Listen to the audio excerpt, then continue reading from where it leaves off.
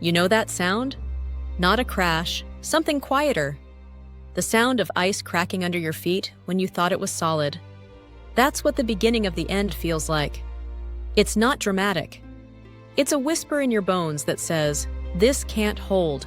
For anyone who's fought the battle with a bottle, a pill, or their own mind, we have a name for when the ice finally gives way. We call it the bottom. And here's the hard truth they don't put on the inspirational posters. Most of us have to fall through it to learn how to stand. Sometimes more than once. This isn't a psychology lecture. This is a conversation from the rubble. Let's talk about the 5 fractures that show you're standing on a lie, and why letting it collapse is the only way to find solid ground. Fracture 1, the soul-numbing. This isn't burnout. Burnout is from doing too much of something you love. This is the opposite. This is from doing too much of something that's killing you and pretending you're okay. I remember it. Staring at the clock at 2 p.m., feeling like the afternoon was a prison sentence. Pouring a drink not to celebrate, but to make the feeling of being myself tolerable. You look in the mirror and you don't recognize the eyes. They're flat. The lights are on, but you left the building a long time ago. The world calls this depression.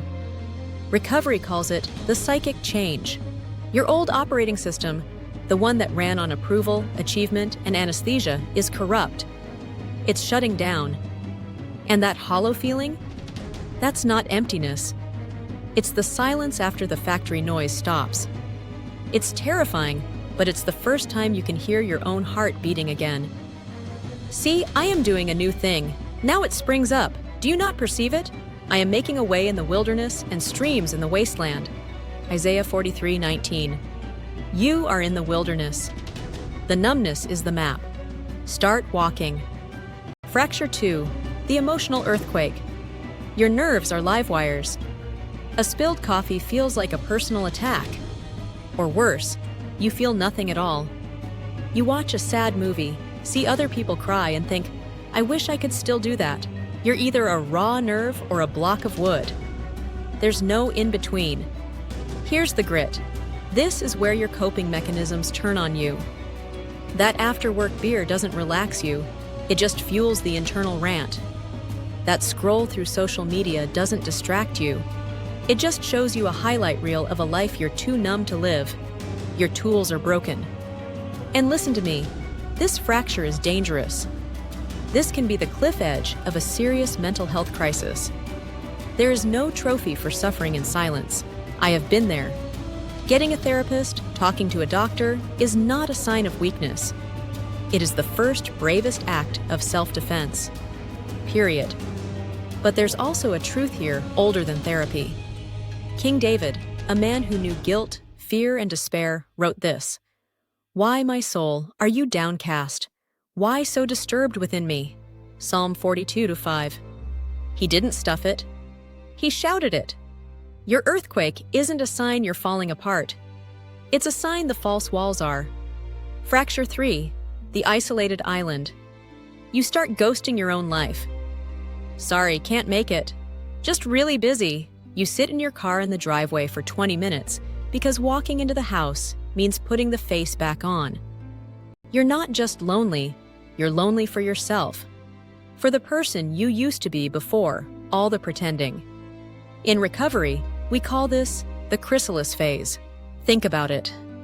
A caterpillar doesn't become a butterfly in the middle of the sidewalk. It wraps itself up in a quiet, dark, protected space. It literally dissolves into goo before it reforms.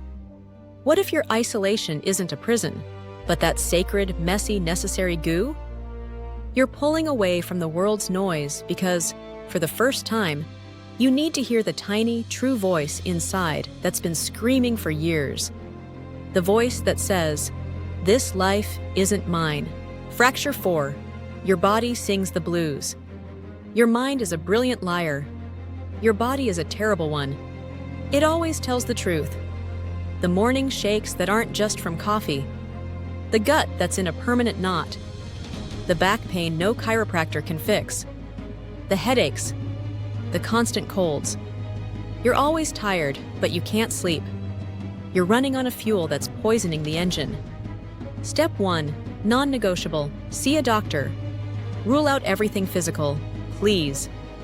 Then, listen to the metaphor. Is that knot in your stomach the secret you've been swallowing for years? Is the ache in your shoulders the weight of a responsibility you never chose? Is the exhaustion the cost of performing a personality 24/7? The Bible puts it bluntly. Do you not know that your bodies are temples? Therefore, honor God with your bodies. 1 Corinthians 6:19-20. You've been treating your temple like a trash can. The pain isn't punishment. It's the temple alarm. It's saying, stop. You can't pour poison in here and expect peace to live here. Fracture 5. The collapse. The gift you don't want. This is it. The bottom. It's never one thing. It's the car breaking down the week you get laid off. It's the fight with your spouse that reveals the distance you've both been ignoring. It's the DUI. It's the look in your kids' eyes that says they see right through you. It's the simultaneous failure of every system you built your life upon. It feels like death. It feels like God has left the building. It feels like total, absolute, humiliating defeat. But in the language of grace, this is called surrender, not white flag giving up. Arms wide open, giving over. You've been building your life on the sand of appearances, substances, and other people's opinions. The storm was always coming. The collapse isn't the tragedy. The tragedy was the shoddy construction. Therefore, everyone who hears these words of mine and puts them into practice is like a wise man who built his house on the rock. The rain came down, the streams rose, and the winds blew and beat against that house. Yet it did not fall, because it had its foundation on the rock. Matthew 7:24-25. You are in the rubble. The sand is gone. All that's left is the hard, unshakable rock of reality, of truth. For the first time, you can build something real. Your bottom isn't a grave. It's the only solid foundation you've ever had. If you're hearing these fractures in your own life, the cracking, the shaking, the silence, hear this. You are not crazy. You are not weak. You are having a logical reaction to an illogical way of living. This pain is not pointless. It is a directional signal. It is pointing you away from the lie and toward the truth. Your job today is not to rebuild the old house. Your job is to sit still in the wreckage, be quiet, and ask for the next right thing. That next right thing might be a phone call to a therapist. It might be saying, I need help, to a friend. It might be a prayer that's just one word, help. You don't need a plan. You need the next step. And that step starts by sharing the weight. Tell me in the comments, which fracture is the loudest for you right now? Just naming it takes its power away. This is the Grateful Truce.